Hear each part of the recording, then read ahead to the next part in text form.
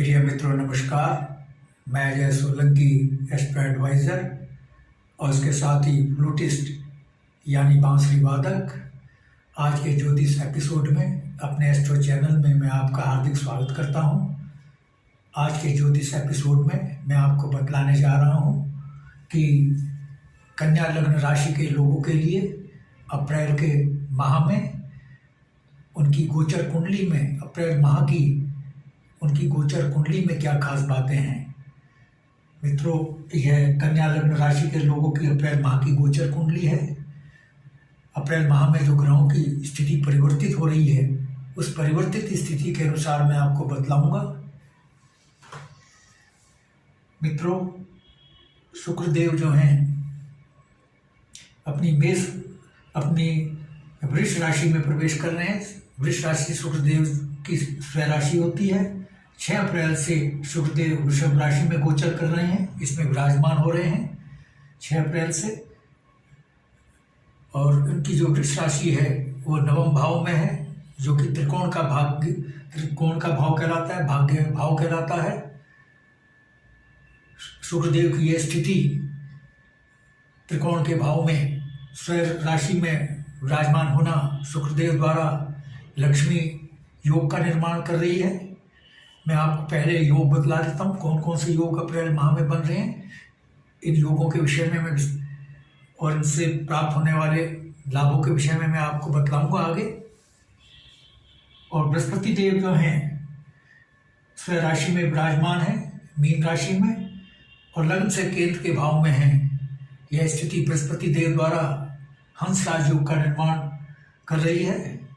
लेकिन हंस राजयोग इनके द्वारा जो प्रभावी रहेगा वह 14 अप्रैल से 22 अप्रैल के मध्य ही रहेगा, क्योंकि 14 अप्रैल से पूर्व इसलिए प्रभावी नहीं रहेगा क्योंकि बृहस्पति देव 14 अप्रैल तक सूर्य देव से अस्त रहेंगे, और जब ग्रह अस्त हो जाता है तो उसके द्वारा जो राजयोग बनाया जाता है वो शक्तिहीन होता है। और 22 अप्रैल तक इसलिए रहेगा ये राजयोग, 22 अप्रैल के बाद इसलिए नहीं रहेगा क्योंकि 22 अप्रैल से शुक्रदेव मेष राशि में गोचर कर रहे हैं। सूर्यदेव 14 अप्रैल से मेष राशि में सूर्यदेव 14 अप्रैल से मेष राशि में गोचर कर रहे हैं। क्योंकि सूर्यदेव द्वादश भाव के पहले स्वामी हैं, अशुभ भाव के, और अशुभ भाव के स्वामी होकर के दूसरे अशुभ भाव में 14 अप्रैल से विराजमान हो रहे हैं, अष्टम भाव। यह बहुत ही उच्च कोटि का लाभकारी विपरीत राजयोग का निर्माण किया जा रहा है सूर्यदेव द्वारा। और शनि देव द्वारा भी राजयोग का निर्माण किया जा रहा है, विपरीत राजयोग का, क्योंकि शनि देव जो हैं अपनी स्वराशि में षष्ठम भाव में विराजमान है।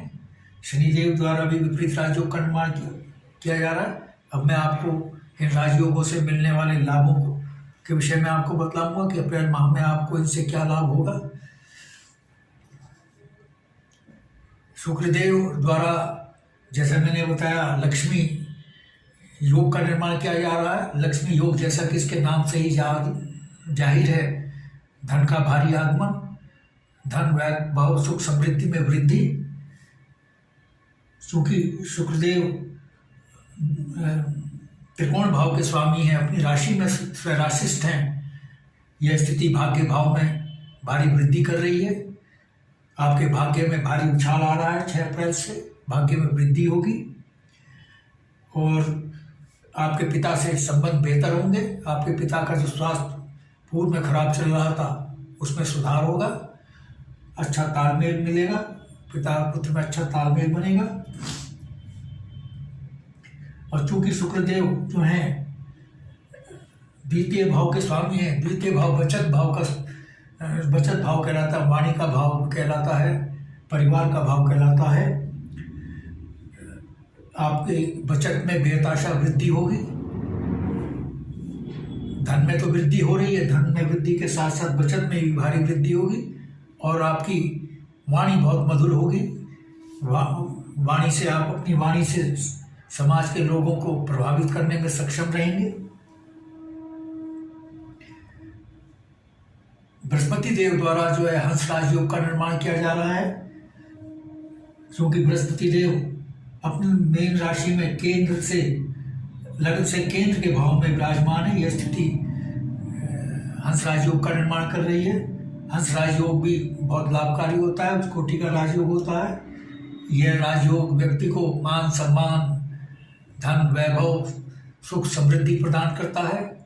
अपने कार्य क्षेत्र में व्यक्ति को सफलता की ऊंचाइयों पर ले जाता है। लेकिन ये बृहस्पति राजयोग जो है शक्तिशाली 14 अप्रैल से 22 अप्रैल तक ही है।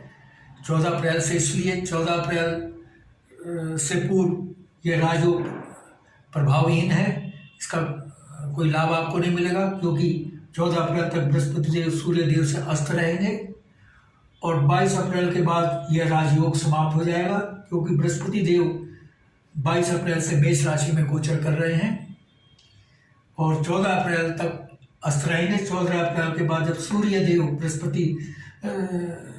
और बृहस्पति देव की युति टूट जाएगी सूर्य देव के मेष राशि में गोचर करने से, यानी सूर्य और बृहस्पति देव के बीच की दूरी 11 डिग्री से अधिक हो जाएगी, तो बृहस्पति देव अस्तावस्था से बाहर आएंगे और शक्तिशाली राजयोग का निर्माण करेंगे।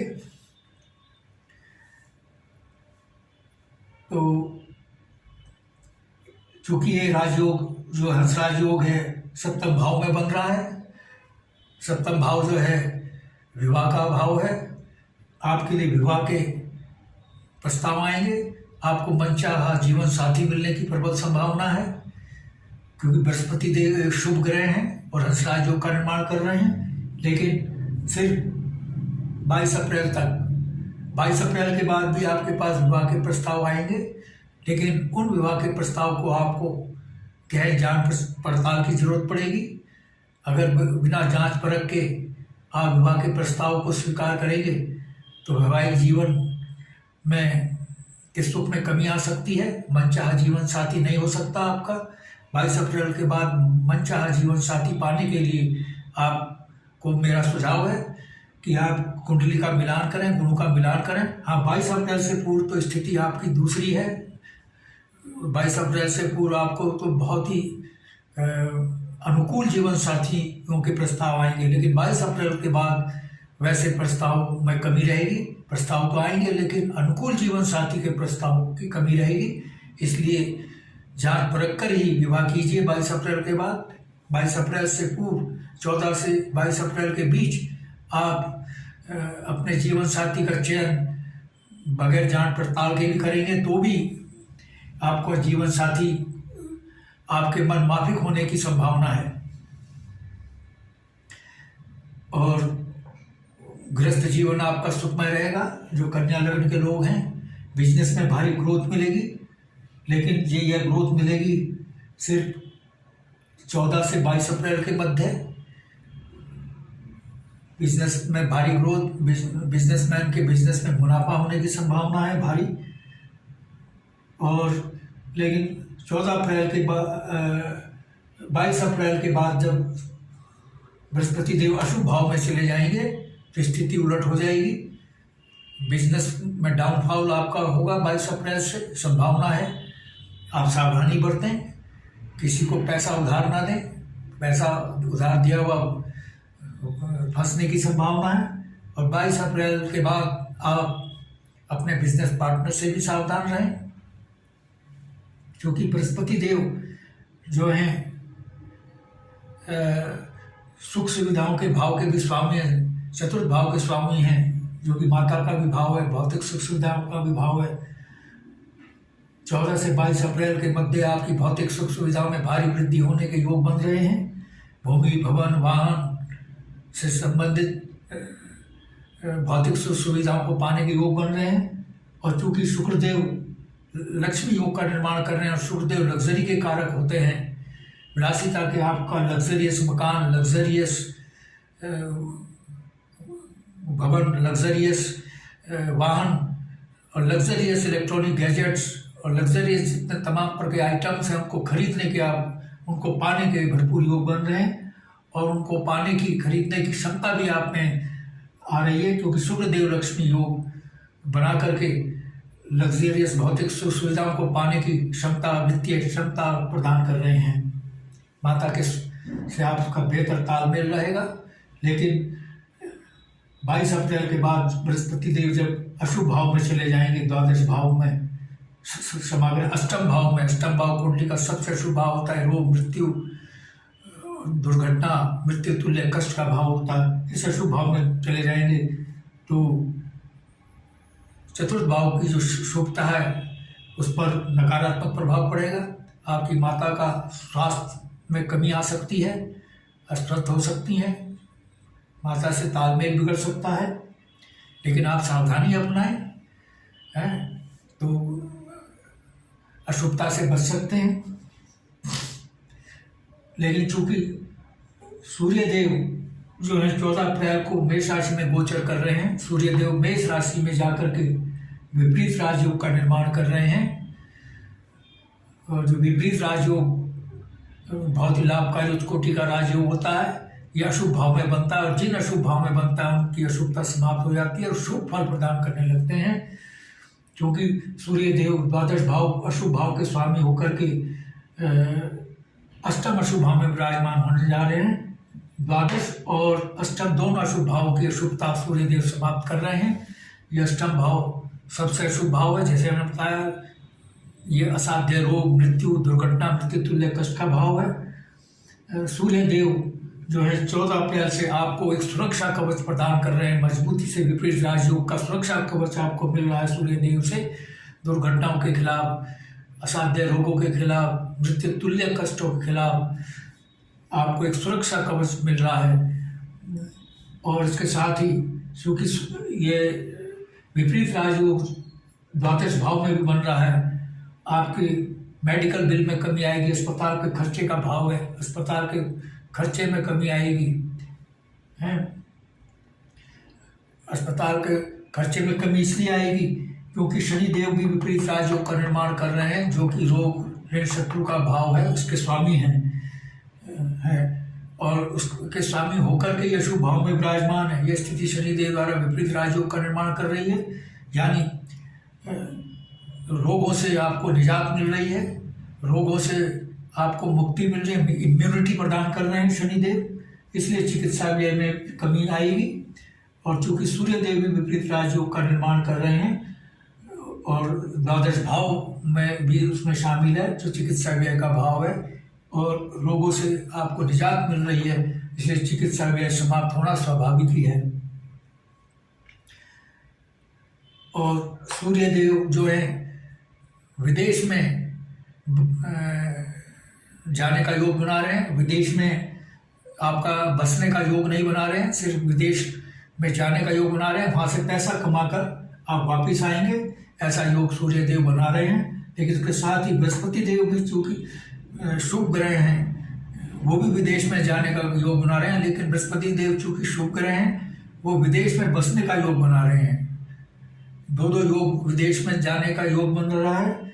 सूर्यदेव चूँकि पाप ग्रह हैं, विदेश में जाने का तो योग बना रहे हैं, लेकिन वहाँ से धन कमाकर वापस आने का आपका योग सूर्यदेव बना रहे हैं। पाप ग्रह जब विदेश में जाने का योग बनाता है तो वहाँ से धन कमाकर वापस आने का योग भी बनाता है, इसलिए आपका यह वापस भी आ सकते हैं। और बृहस्पति देव चूँकि नैसर्गिक शुभ ग्रह हैं,